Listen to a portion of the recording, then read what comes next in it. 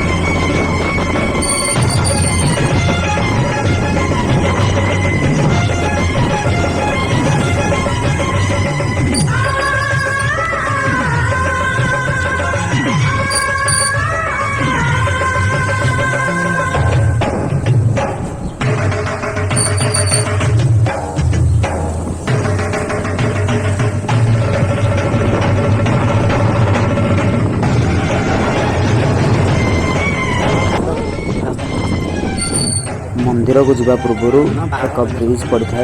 Bridge fast and रे आमर गोटे बड़ हनुमान मूर्ति अच्छी जार उच्चता प्राय 70-80 फुट हम बोले अनुमान कर बहुत बढ़िया जगह एवं सबुआड़े गछ लता परिपूर्ण।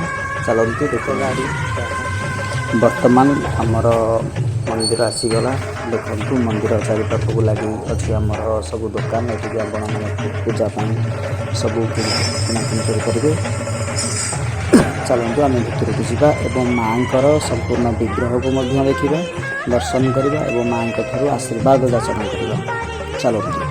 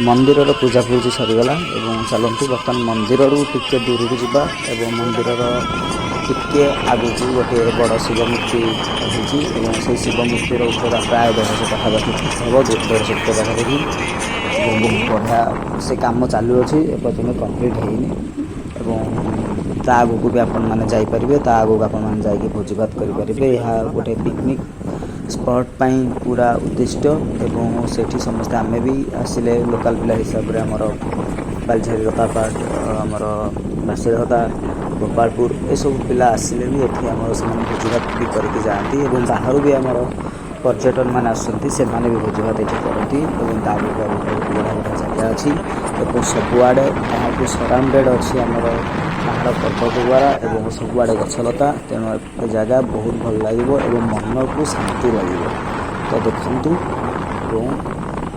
थरे के आसवाई चेष्टा करूँ।